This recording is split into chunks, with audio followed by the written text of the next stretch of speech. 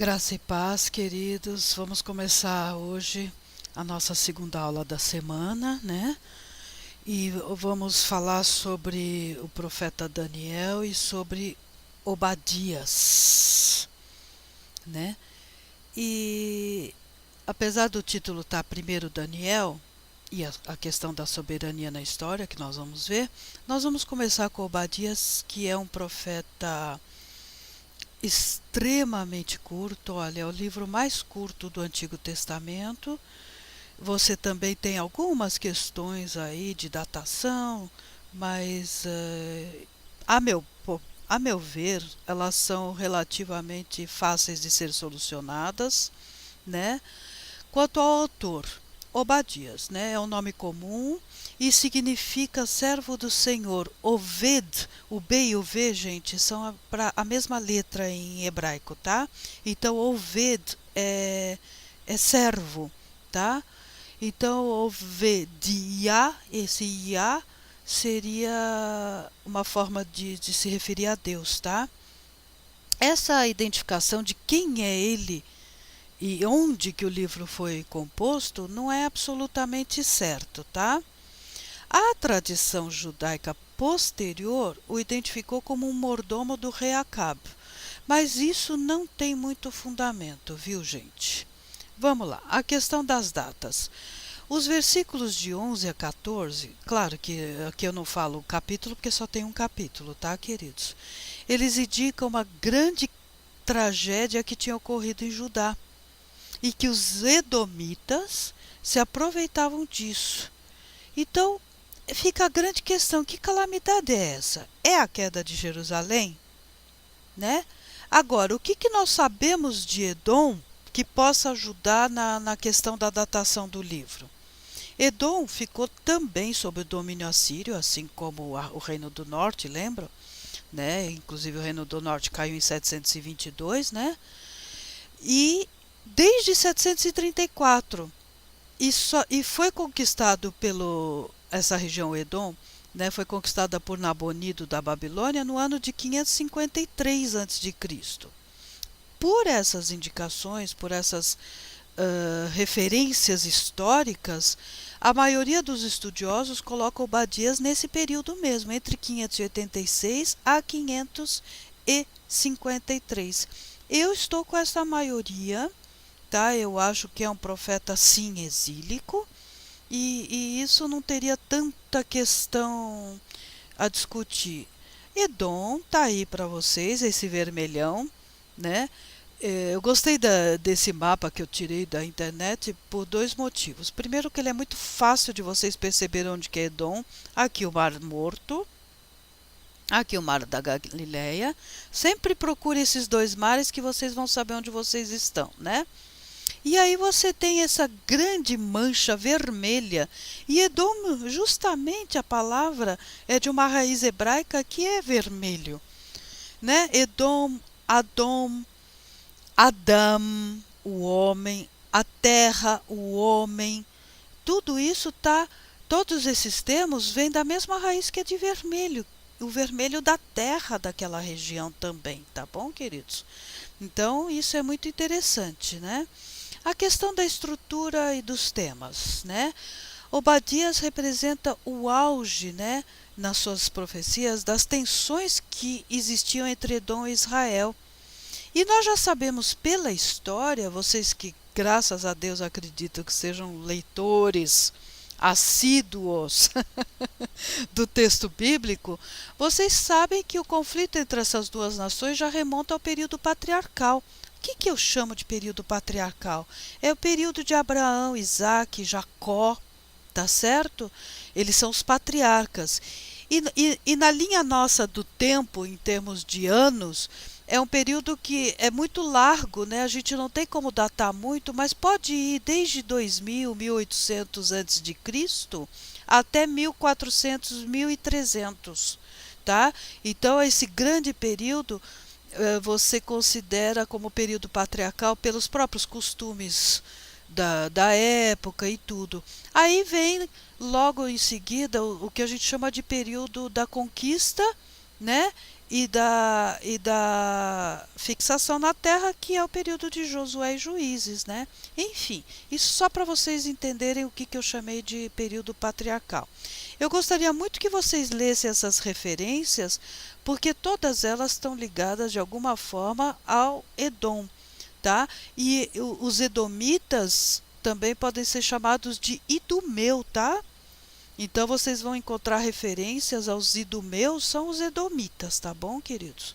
Ok. A estrutura é uma estrutura muito simples, né? Vocês têm aí o título e a introdução, depois a maldição de Edom e Edom no dia do Senhor, né? É um capítulozinho só, né? Aqui Edom no dia do Senhor vai até o fim do capítulo, né? Eu esqueci de pôr, mas isso é muito simples de verificar.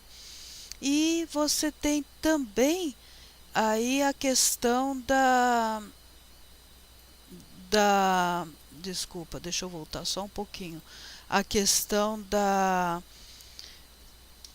de você ter um profeta que fala exclusivamente de uma só nação, né? Assim como você tinha o Naum, né? Falando de Nínive, né? Aqui você tem o Obadias falando de Edom, tá bom? Enfim, teria muito mais coisas para falar, mas eu vou deixar por enquanto. Deixa eu só, estou vendo aqui na minha colinha se tem mais alguma coisa importante a ressaltar. Sempre tem, evidente, né, queridos? Mas eu digo assim, dentro do nosso, né, dentro do nosso escopo, né, dentro do nosso objetivo, né? Esse dia do Senhor, tá? Ele profetizou, só para ressaltar essa última parte, que vai até o versículo 21, embora não esteja escrito aí, evidentemente de 15 a 21, né? Ele profetizou que o dia do Senhor traria consigo tanto julgamento quanto salvação. Então também está naquele movimento que eu já falei para vocês, né? Que você tem o julgamento, você tem, mas Deus nunca vai abandonar e nunca vai deixar, de certa forma, mesmo ele julgando e castigando, porque ele é pai e pai castiga para poder ensinar, não por maldade, né? Mas Edom e outras nações iriam também beber do cálice da ira de Deus, né, do julgamento de Deus por causa dos seus pecados, mas iria também ter uma restauração e levar o seu povo a uma posição de conforto, de proeminência, né? Eles iriam possuir a terra e viver em paz, né? Então vocês têm esse mesmo movimento, né, de julgamento e restauração, né? Ok? Então vamos lá. Aqui vamos no nosso profeta Daniel, queridos. Eu pus esse slide aí porque, primeiro, eu gostei muito dele porque ele dividiu bem o nome, Dani e El. Dan, D-A-N, é justiça, tá? Daí que vem em hebraico moderno din, que é justiça. Beit din, a casa da justiça é o tribunal, tá? Dani, esse I, acreditem em mim, um dia vocês vão aprender isso, quer dizer minha. E ele é Deus, né? Então a minha justiça é Deus. É isso que significa literalmente o nome de Daniel. Lembrem de Rafael. Rafa é cura, ele é o Deus que cura, tá? Então esse ele aparece em muitos nomes de hebraicos, né? E quer dizer, é a forma inclusive que Deus é chamado pelos canaanitas, né? O nome canaanita dos cananeus para Deus, tá bom? Vamos lá. Ô, livro difícil, né, gente? Quanta discussão, quanto debate, quanta, infelizmente, discórdia que às vezes chega até ao nível da briga mesmo e né? E muitas dessas coisas, não todas, viu, queridos, mas muitas dessas discussões intermináveis e acaloradas poderiam ser melhoradas com um conhecimento mais profundo, com um estudo mais acadêmico, né? Porque o livro de Daniel, ele tem várias partes que têm características da literatura apocalíptica, né? E eu vou falar logo disso nos slides, e isso pode dar margem, por exemplo, a questões da linguagem simbólica, dar margem a várias interpretações, né? Mas, enfim, eu acho que com um estudo mais detalhado e mais atencioso, talvez muitas dessas dúvidas sejam sanadas, né? O autor, a opinião mais comum é que o livro é do próprio Daniel ou, no máximo, de alguém muito próximo a ele que teria registrado suas profecias, tá? Eu não vejo muito problema dentro do próprio texto bíblico. Se faz referência, né, ao livro dele, né? Quanto à data, há duas posições principais. Daniel teria sido escrito por volta de 530 a.C. para os seus companheiros exilados na Babilônia, ou ainda numa data posterior durante as guerras dos Macabeus, por volta do ano de 165 a.C. Na minha modesta opinião, essa última não se sustenta, não se segura, tá? Essa Guerra dos Macabeus, queridos, nós temos nas Bíblias católicas o livro Macabeus 1 e 2, tá? Eu aconselho fortemente que vocês não deixem de ler alguma vez na vida de vocês esses dois livros, porque se ele não é determinante em matéria de fé, ele é fundamental em matéria histórica, e principalmente essa história maravilhosa, complexa, importantíssima do que a gente chama de período interbíblico. Esse período é quando acaba o livro de Miqueias, né? De Miqueias não, gente, de Malaquias, desculpa, falando besteira, né? De Malaquias, e você vira a página do livro de Malaquias para começar o Novo Testamento, quando você vira essa página na sua Bíblia, você virou 400 anos. Você virou 400 anos de história entre Malaquias e o primeiro livro, o primeiro evangelho. Então, isso não pode, em hipótese alguma, ser ignorado, queridos. Lá você tem uma série de informações que vão ajudar muito a entender os primeiros séculos, o chamado cristianismo primitivo, entendeu? A história não parou, o que cessou foi a atividade profética, mas não a história e não a preparação para o advento do cristianismo, né? Então, por favor, aprendam comigo a separar as coisas, sabe? A estudar sem fazer assim esses julgamentos superficiais, né? É muito importante isso.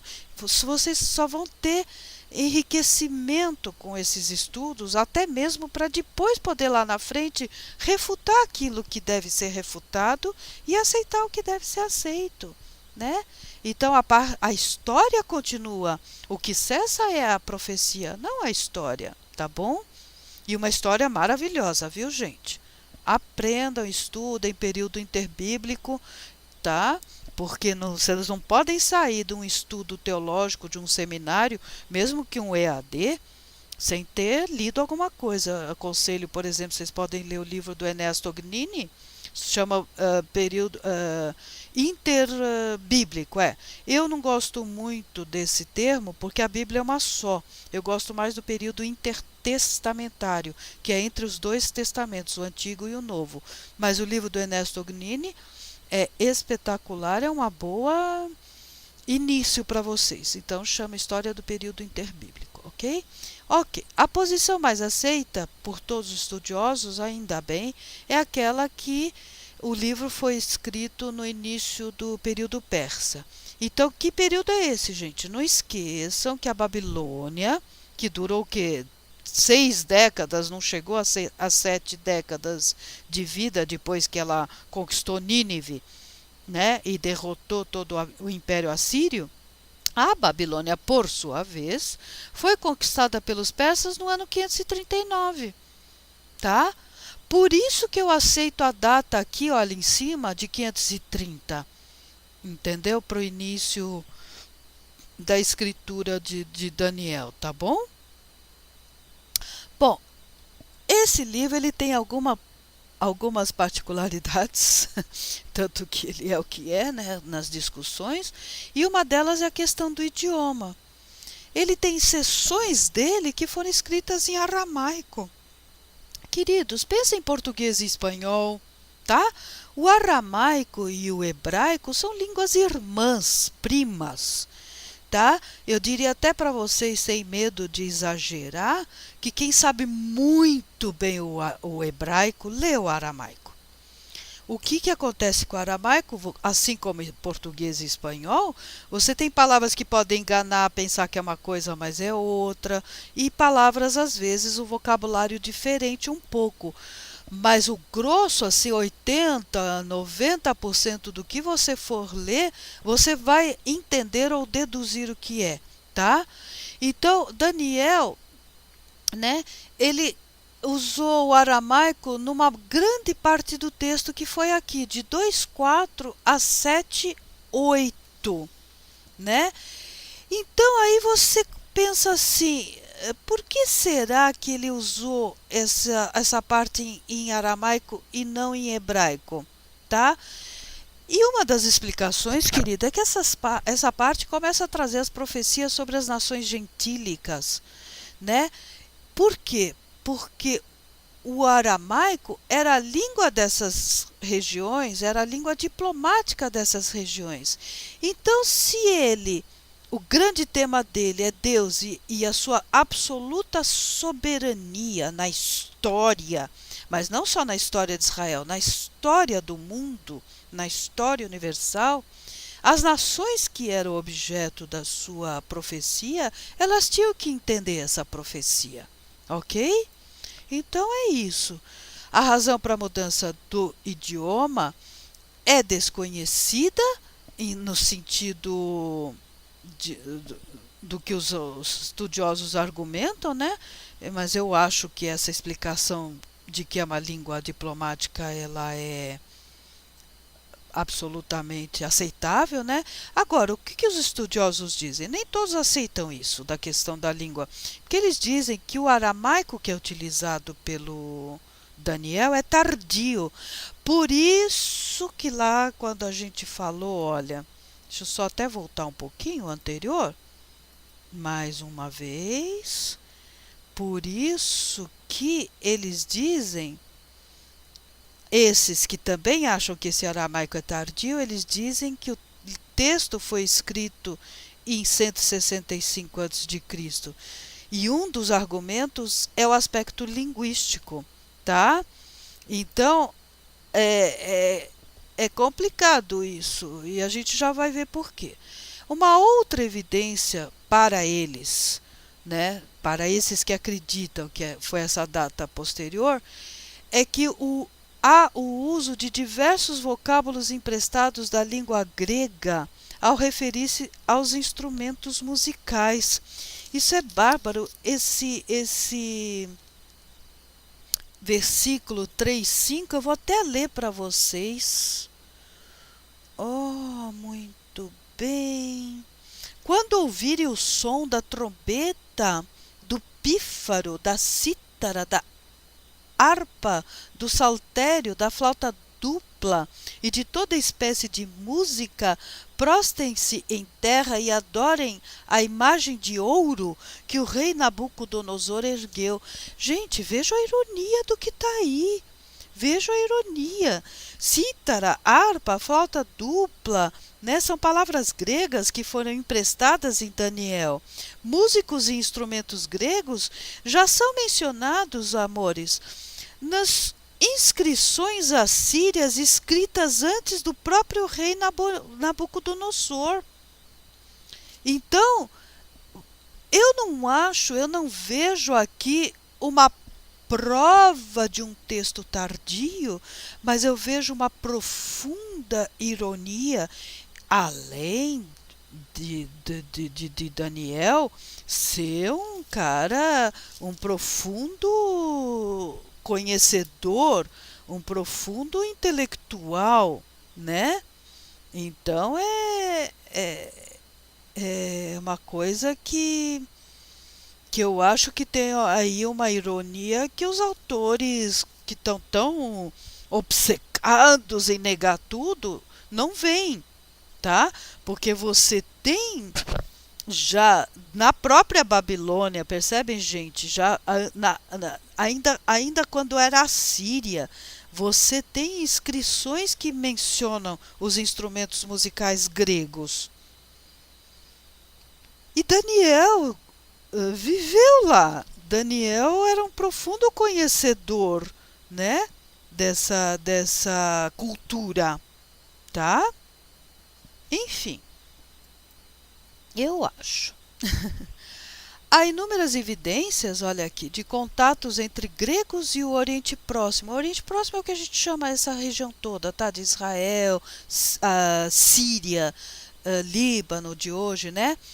Anteriores ao tempo de Alexandre o Grande, lá da Grécia, né? Então esses contatos são suficientes para justificar o aparecimento de vocábulos emprestados da língua grega, tá? O aramaico e o hebraico de Daniel podem ser datados em qualquer ocasião situada entre o final do século VI e o início do século II a.C. Então, o que eu quero dizer? Que o argumento da língua não tem peso significativo para a determinação de uma data tardia, gente. Esse argumento já foi, já era, tá? Não cola mais, falando um português bem claro, tá? Eu estudei piano muitos anos, né? E estou retomando agora, voltei para o conservatório e estou fazendo história da música, inclusive, no conservatório aqui no Souza Lima. Conservatório Souza Lima, que é perto da minha casa, que eu moro aqui em São Paulo, perto da Paulista, enfim. E aí, dentro de história da música, eu até fiz um pequeno seminário em que eu mostro justamente as inscrições assírias falando dos instrumentos musicais, porque é uma coisa que pouca gente sabe, né? Então, aí, olha, queridos, aquilo que eu volto a dizer, a importância do conhecimento para que vocês não sejam pegos em argumentos que são, se não, eu não vou dizer falsos no sentido intencional da falsidade, mas falsos no sentido da ignorância, no sentido do não conhecer a história, tá bom? Muito bem, a estrutura do livro de Daniel, tá? A experiência de Daniel, primeira parte, tratamento na Babilônia, esses números são os capítulos, tá? Treinamento na Babilônia, aí vocês têm aquelas imagens de Nabucodonosor, os dois reis disciplinados e o decreto de Dario, tá? Daqui a questão da imagem de ouro, né, de Nabucodonosor, a gente vai falar mais um pouquinho, mas o que é muito importante é esse decreto de Dario, né? Ele, ele achou por bem, olha, estou lendo, nomear 120 sátrapas para governar todo o reino e designou 3 supervisores sobre eles, um dos quais era Daniel, né? E depois seria muito bom, eu gostaria que vocês lessem sobre essa parte, embora Dario não tenha sido ainda esse Dario, tá? Que ele chama de Dario o Medo. Medo é um povo, tá? Os medos, né? Não tenha nenhum registro dele fora da Bíblia, tá? Muitos até questionam se existia ou não esse autor, tá? ele é um personagem histórico, tá? Ele é. Eu acho até que eu vou passar para vocês ainda essa semana, que eu não quero atribular muito vocês, mas há uma teoria de que Dario, chamado Dario Medo, poderia ter Ciro o Grande, tá? De acordo com essa teoria, Daniel 6:28 poderia ser traduzido assim: Daniel prosperou durante o reinado de Dario, isto é, o reinado de Ciro, o persa, tá? Então, você tem aqui o problema nessa parte da identificação desse personagem histórico, tá bom? A segunda parte, vocês têm as visões de Daniel, né? E as explicações das duas profecias, tá? Você tem as visões de bestas e impérios, né? No 7 e 8, e as explicações das profecias de 9 a 12. É muito importante que o capítulo 2, o 7 e o 8 sejam lidos lado a lado. E eu peguei um slide da internet, que não fui eu que fiz, mas eu achei muito bom, em que nós vamos ver isso, tá bom? Então aqui vocês têm, é um livro curto, não é um livro longo, né? Mas vocês têm grandes problemas aqui de interpretação, de vocabulário, de informações históricas, tá? E que infelizmente a gente não tem muito tempo para discutir, tá bom? Mas fica aí a estrutura e a divisão. E agora os temas, tá? Os acontecimentos narrados em Daniel mostram o quê? Primeiro lugar, a fidelidade de Deus e sua autonomia absoluta sobre a história mundial. Se tiver uma coisa que vocês têm que sair dessa aula sem esquecer, é essa parte, autonomia absoluta, essa palavra é importante, sobre a história mundial, tá? Então eu acho que é uma das principais temas e uma das principais mensagens de Daniel, né? Deus recompensa os que são fiéis e a ele o reconhecem. Depois vocês, quando forem estudar, ou rever essa aula, ou pegar os slides que estão em PDF e estudar, leiam, por favor, as referências para entender tudo o que eu estou dizendo, tá? O livro revela que é possível ao oprimido sobreviver mesmo no meio hostil a ele, que é o caso dos exilados. É o caso dos exilados, né? E como a gente vai ficar só nas profecias, nós não vamos falar de Esdras e Neemias, né?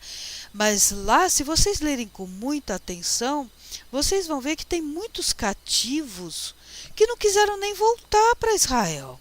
Eles não queriam, eles prosperaram, eles estavam felizes na Babilônia. Entendeu? Então, você vai ver isso em Esdras também, tá? E as 4 visões de Daniel contêm previsões de períodos futuros de perseguição, como também do retorno do Cristo triunfante, né? Então, vocês têm aí também esses trechos que são importantíssimos vocês lerem e para entenderem esse tema, tá?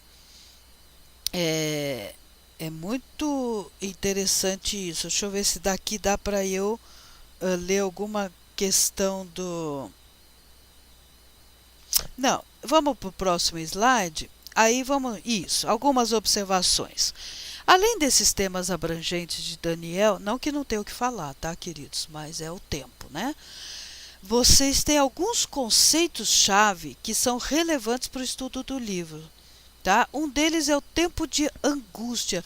Aí você vai lá em 12:1 e diz, naquela ocasião, 12:1, isso.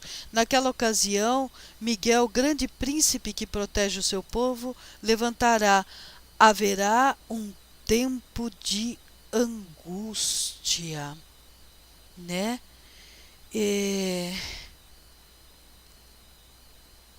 É uma coisa muito forte, como nunca houve desde o início das nações até então. né? Então, mas naquela ocasião, o seu povo, todo aquele cujo nome está escrito no livro, será liberto. Olha aí, esse mesmo movimento, né? O tempo de angústia com a libertação, né? E esse termo, tá? Geralmente ele é denominado a grande tribulação em outros textos. Mateus, Lucas, Apocalipse, João, né, se referem a ele, a essa expressão, como a grande tribulação, tá? Mateus relaciona essa grande tribulação com o abominável da desolação que foi predito por Daniel. Aí você vai lá em Daniel 9:27, isso eu vou ler só para vocês verem, né? Agora, mas depois, por favor, né, leiam com muita atenção. Com muitos ele fará uma aliança que durará uma semana. No meio da semana ele dará fim ao sacrifício e à oferta. E numa ala do templo será colocado o sacrilégio terrível, até que chegue sobre ele o fim que lhe está decretado. Então, esta referência é o abominável da desolação, né? Então, é a referência, é o predito por Daniel, né? Então, predito é aquilo que é dito antes, tá, gente? Então, isso é muito importante vocês fazerem essas relações. A questão do anticristo, tá? Pode ser incluído na teologia de Daniel, né? A palavra em si, anticristo, só vai aparecer nas epístolas de João. Tá? Em referência a uma pessoa de ódio satânico, que surgirá no fim dos tempos da história humana, antes da segunda vinda de Cristo. Mas a ideia do anticristo já é encontrada em vários textos bíblicos do Antigo Testamento também, tá? Então fiquem alertas nisso. Vamos ver o que diz o 7:8, tá? 7:8. Enquanto eu considerava os chifres, vi outro chifre pequeno que surgiu entre eles, e 3 dos primeiros chifres foram arrancados para dar lugar a ele. Esse chifre possuía olhos como olhos de um homem, e uma boca que falava com arrogância. E depois de 20 a 22, né, também quis saber sobre os 10 chifres da sua cabeça e sobre o outro chifre que surgiu. Enfim, vocês lembraram do texto? Tá? Então a palavra anticristo não aparece, mas a referência e a ideia sim. Olha aqui, eu peguei essa slide, né, da internet que eu achei bastante interessante, e nós vamos ler aqui um trechinho de um livro que eu estou também utilizando para preparar a aula de vocês, que nós vamos ler um trechinho chamado Identificação dos Quatro Reinos, do livro do Bill Arnold, que eu já comentei com vocês, que se chama Descobrindo o Antigo Testamento, tá? Então é muito interessante aquilo que eu falei, né, de vocês fazer esse paralelo sem falta entre o capítulo 2 e o capítulo 7, tá? Aí estou lendo agora, tá bom, queridos? Há muitas questões de difícil interpretação no livro de Daniel. E como, né? Mencionamos anteriormente, por exemplo, que muitos estudiosos discordam sobre quais são os 4 reinos dos capítulos 2 e 7. Muitos restringem o debate a uma discussão entre evangélicos e não evangélicos. A posição dos evangélicos seria supor que os 4 reinos de Daniel 2 e 7 são Babilônia, Pérsia, Grécia e Roma. Dessa forma, o reino dos céus estaria identificado claramente com a vinda de Cristo e o nascimento do cristianismo durante o período romano. Tudo bem. Por outro lado, o ponto de vista não evangélico, que normalmente data o livro de Daniel como sendo aquele do 2º século, né? Antes de Cristo, supõe que os impérios são Babilônia, Média, Pérsia e Grécia. Assim, o reino dos céus, sucedendo o período grego, seria o Estado judeu estabelecido pelos Macabeus, durante o século, durante o segundo século antes de Cristo. Por isso que eu falei, é importante vocês irem atrás do que é Macabeus. Essa posição nega a possibilidade de profecias de previsão que lhes sejam detalhadas e precisas. Percebe? Agora, entretanto, alguns evangélicos aceitam a possibilidade de que o Quarto Império tenha sido a Grécia, mesmo mantendo o século VI como a época em que o livro foi escrito. Aí que é importante. Essa visão, né? Você tem aqui, olha, você vê que a ordem aqui está diferente. Alguns consideram o quarto como a Grécia, tá? O ponto de vista tradicional que identifica o quarto como sendo Roma ainda tem muito o que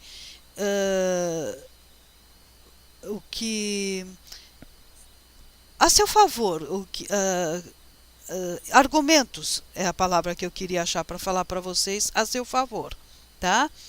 Eu peguei esse porque eu considero os 4 impérios nessa ordem, sendo que o romano seria o último, tá? Você tem a cabeça é de ouro, né? E você tem o leão. O leão era símbolo do Império Babilônico, tá? É muito interessante isso, tá? O leopardo é um animal extremamente veloz, assim como o Império Grego cresceu muito rápido, ele também caiu muito rápido. Então aqui está uma certa simbologia dessa velocidade, né? E o Império Romano, a besta, é aquilo que a gente vê, né? A possibilidade da besta ser um dos imperadores romanos, né? Então é muito complexo isso, gente. Vocês não vão chegar assim, não vai ter sempre um consenso absoluto, né? Em relação a isso. Tem muito mais o que falar sobre essa toda a simbologia, é muito interessante. Se vocês puderem, vão atrás, né? Temos questões como a visão das 70 semanas. É muita coisa para discutir, mas na introdução ela não é muito assim adequada, tá? O que eu quero só terminar, embora não tenha, vocês não terão o slide correspondente, é a questão do livro de Daniel como literatura apocalíptica, tá? Você tem algumas características da chamada literatura apocalíptica que aparecem em Daniel, tá? Esse tipo de literatura é definido pelo livro de Apocalipse do Novo Testamento, tá? Que é o documento mais antigo que se tem, chamado de Apocalipse. A palavra Apocalipsis quer dizer revelar, revelação, vem de um termo grego, tá? E ele tem uma forma singular de estilo para poder comunicar, né? E tem um certo conteúdo básico, recorrente, tá? Ele sempre contém uma visão, tá? A revelação inicial ela é simbólica, não é falada claramente, tá? O nome do autor, geralmente na literatura apocalíptica, de um modo geral, é um pseudônimo. Há na literatura apocalíptica uma preocupação com o futuro, tá? E a história é dividida em períodos muito distintos, sendo que o final e o ápice da história é o julgamento final, né? Então você tem características da literatura apocalíptica em Ezequiel e Zacarias, tá? Também, né? E Daniel, né? Então, por causa desses elementos que eu falei, tá bom?